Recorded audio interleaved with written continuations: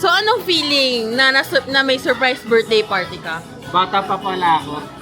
At the age of 32. Birthday mo naman kasi nung Thursday. Kaya nga.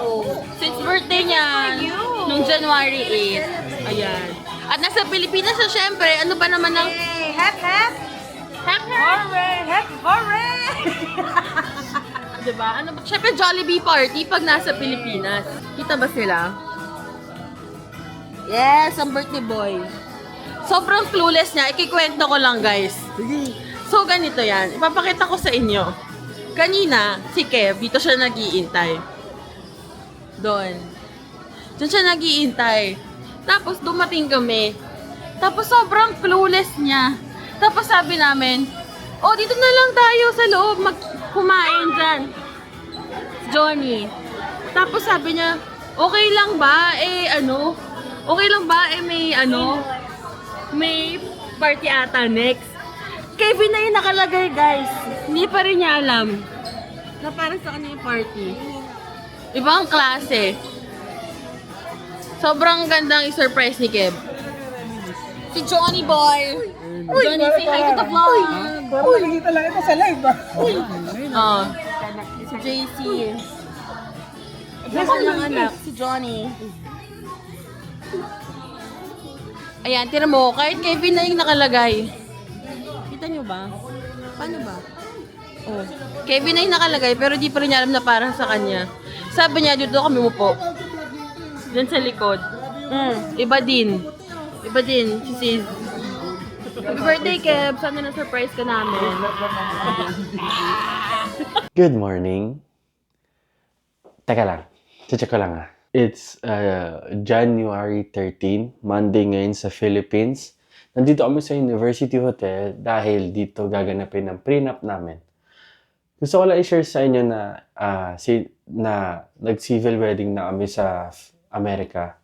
Pero umuwi kami ngayong month of January. Ingay? Ayaw magpa-vlog? O sige, tuloy mo.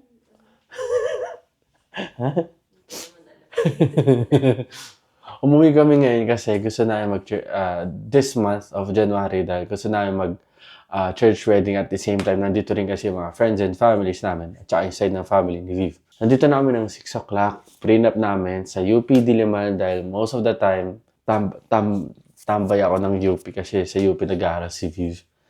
So, relive lang namin. Relive or relive? Relive the moment. The core memories of each other. Ngayon nasa baba tayo ng University Hotel at nandito tayo sa kanilang patio. All day breakfast nila from 6 a.m. to 10 p.m. At yun ang kanilang security guard, si Mr. Catman.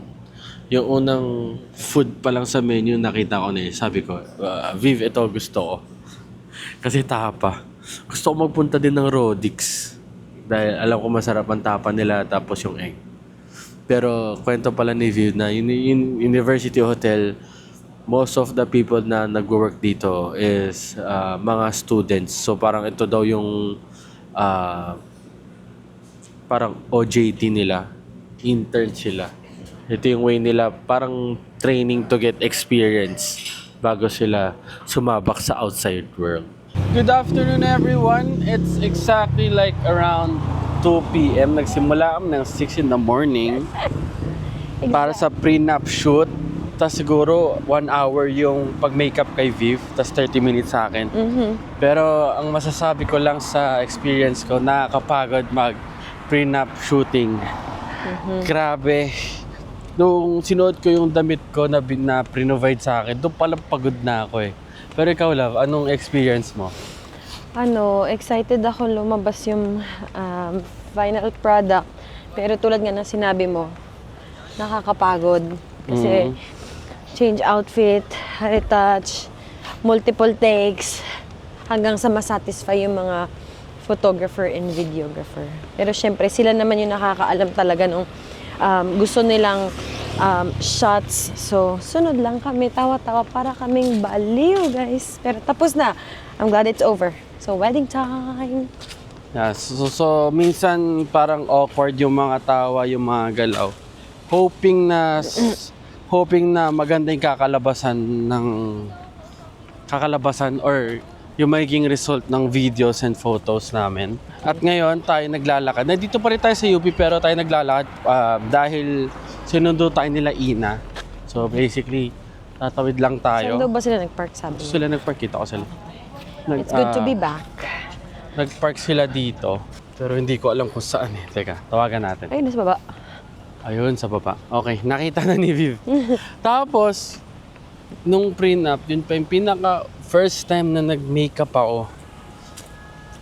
Minsan, sobrang sensitive yung ilong ko sa mga powder. Buti na lang, di ako sinipon. Kaya tignan nyo guys, ang ganda ng kutis niya today.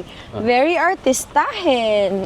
So, ito yung mga friends namin nasa loob ng kotse. Thank you, Ina and Renzo, Thank you for being the always bestest be there for us. friends, Yeah.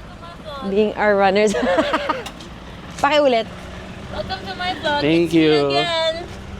Thank you guys. Nakapajama ka Natagalan. pa din. Okay lang. Pati pagkain ko ng kwek-kwek, Oh. scripted. Cheers. Subo. Oo, tapos yung yung kwek-kwek, $25. Ay, 25 pesos. 25 pesos per stick. Pesos? Bakit kami 100?